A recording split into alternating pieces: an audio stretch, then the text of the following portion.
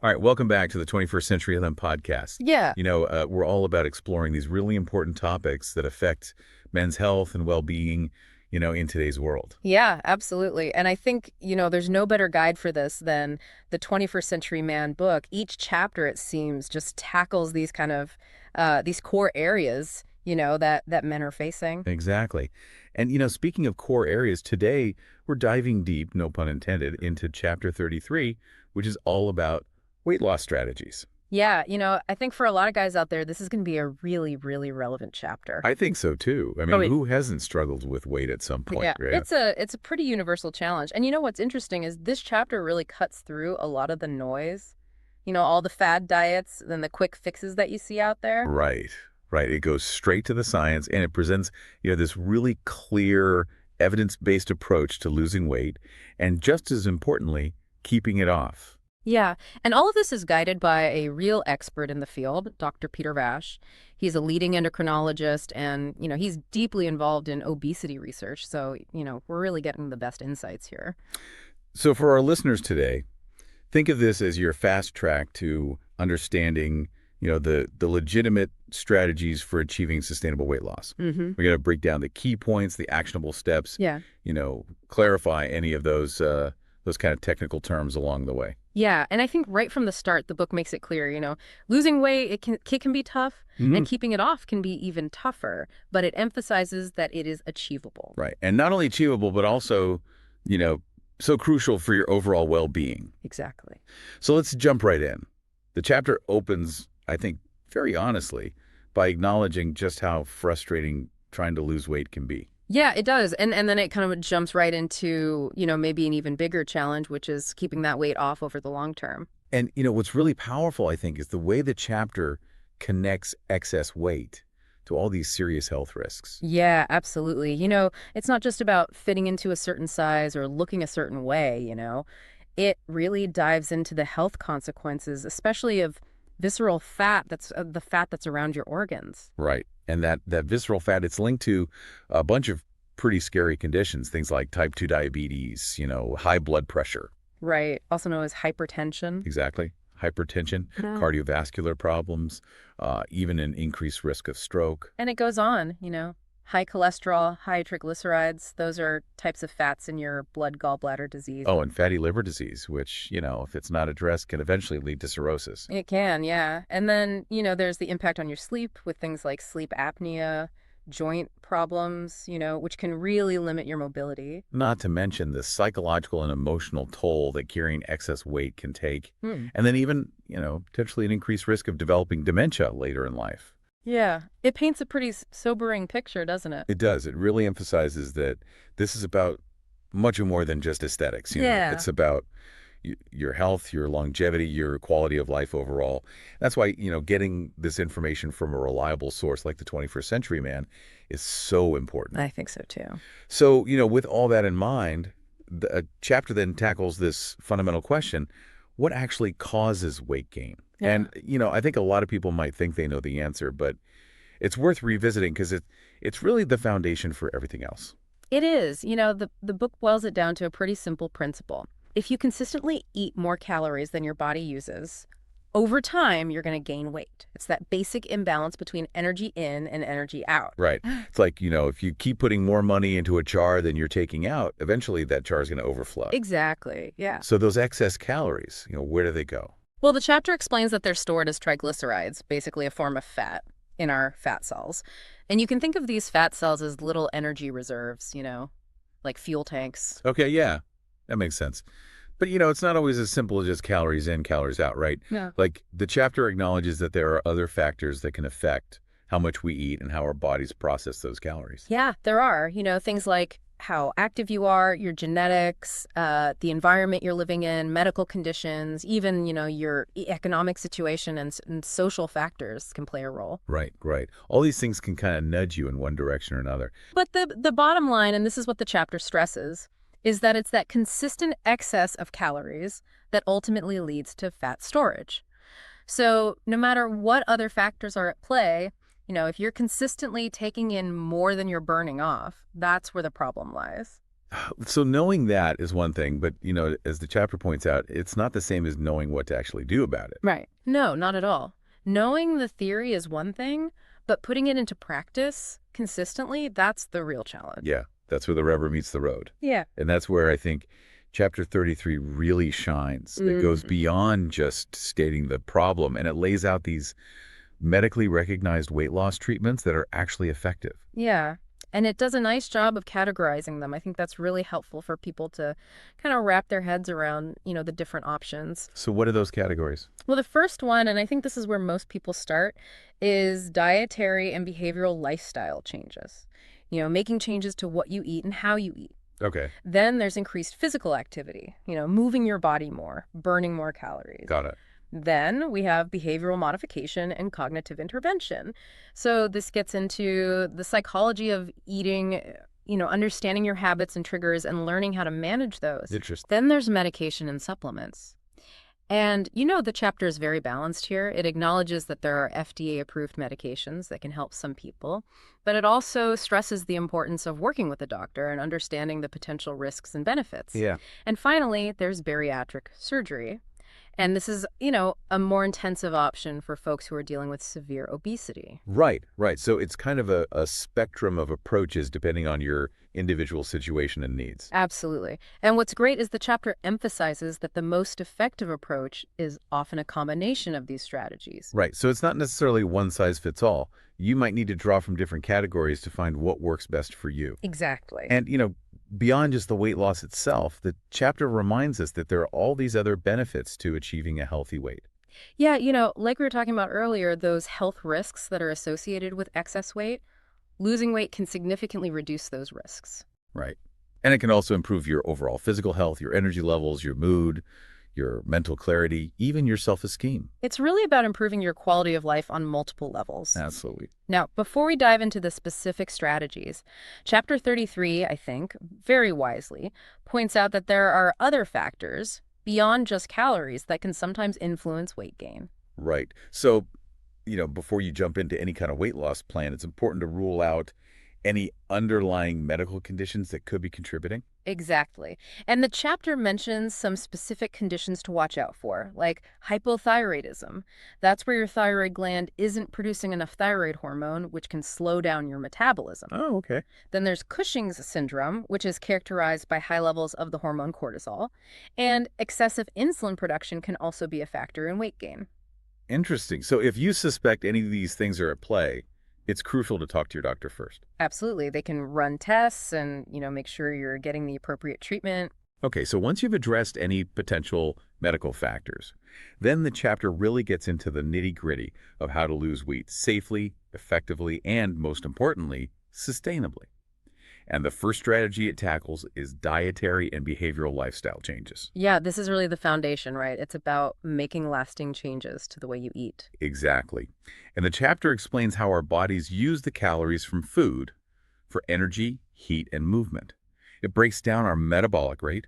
That's how fast our bodies burn calories into three parts. Right, you have your resting metabolic rate, or RMR. That's the energy your body uses just for basic functions like breathing and circulation when you're at rest. And that accounts for the biggest chunk, about 70% of the calories you burn each day. Okay. Then there's the thermic effect of food, or TFF. That's the energy it takes to digest, absorb, and process your food. And that's about 10% of your daily calorie burn. Got it. And finally, you have the energy you burn through physical activity, and that makes up the remaining 20%. Okay, so that's the breakdown of how our bodies use calories.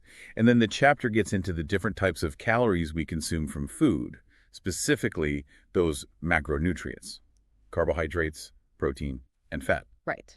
And this is where it gets interesting because they don't all have the same calorie density. Carbohydrates and protein, they both provide about 4 calories per gram. But fat, that's much more energy dense, packing in a whopping 9 calories per gram. And then you have alcohol, which comes in at 7 calories per gram. So, you can see how a diet that's high in fat and alcohol can quickly lead to a calorie surplus. Yeah, that makes sense. But what I always find confusing is all the different diets out there. You've got keto, paleo, low carb, Mediterranean. The list goes on and on. It's hard to know what actually works. Yeah, I know what you mean. But the chapter does a great job of kind of demystifying all that. It explains that, regardless of the specific diet, if you're losing weight, it's ultimately because you're creating a calorie deficit.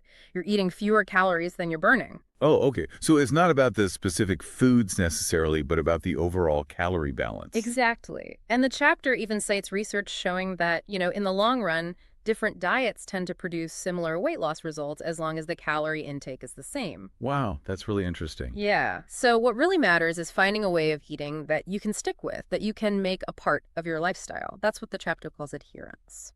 Okay, so consistency is key. Absolutely. You're not going to see lasting results if you're constantly jumping from one fad diet to the next. Right, right. You need to find something that's sustainable. Exactly.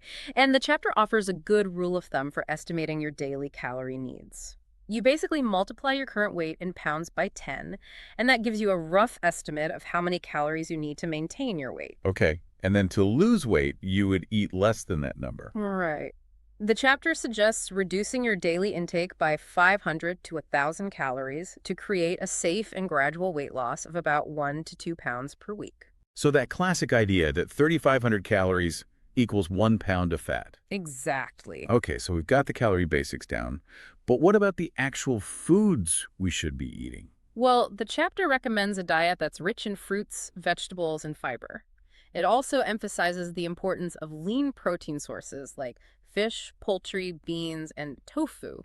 And it suggests reducing your intake of refined sugars, processed foods, and unhealthy fats. Right, so it's basically a balanced whole foods approach. Yeah, exactly. And it specifically mentions the Mediterranean diet as a good model to follow. Oh, I've heard good things about that. Yeah, it's been shown to be really healthy and effective for weight management. So what are some of the key principles of the Mediterranean diet? Well, it emphasizes eating plenty of fruits, vegetables, whole grains, and legumes. It also includes healthy fats like olive oil and avocados, and moderate amounts of fish, poultry, and dairy. And it limits red meat, processed foods, and sugary drinks. Okay, so it's all about choosing those nutrient-rich foods that are naturally lower in calories. Exactly. And the chapter also highlights the importance of mindful eating habits. Oh, interesting. What does that mean? Well, it means paying attention to your food when you're eating it, savoring the flavors, and eating slowly so you can recognize when you're full. Okay, yeah, that makes sense. It's easy to kind of mindlessly overeat when you're not paying attention. Exactly.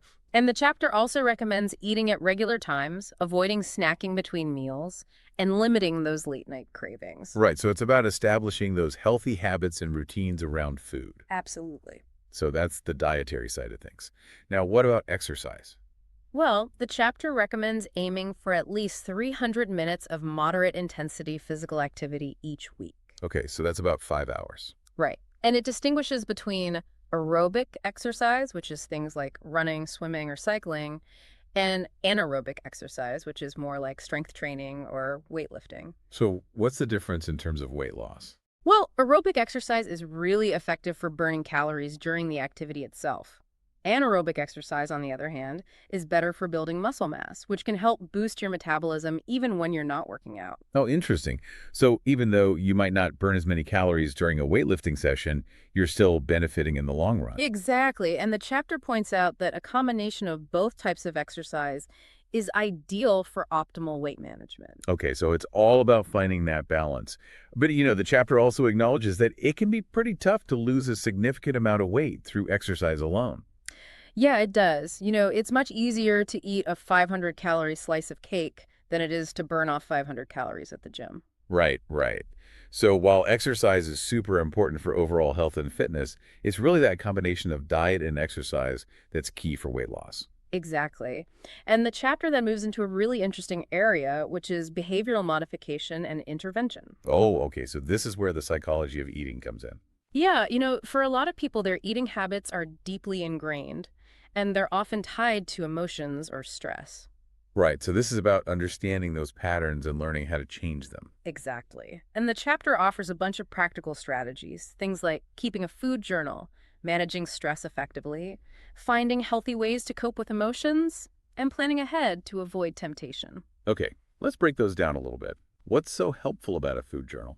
Well, it helps you become more aware of your eating habits. When you track what you eat, when you eat it, and how you feel before, during, and after eating, you start to see patterns. You might notice that you tend to overeat when you're stressed or bored, or that certain foods trigger cravings. Oh, interesting. So it's about bringing that awareness to your eating habits. Exactly.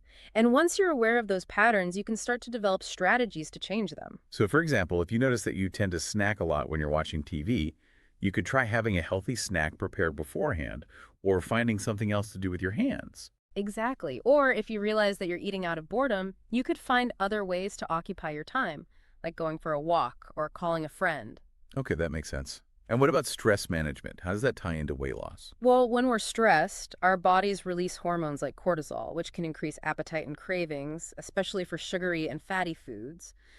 So, finding healthy ways to manage stress, things like exercise, meditation, or spending time in nature, can help reduce those stress induced cravings. Yeah, that's so true. When I'm stressed, I definitely reach for the comfort food. Yeah, it's a common reaction.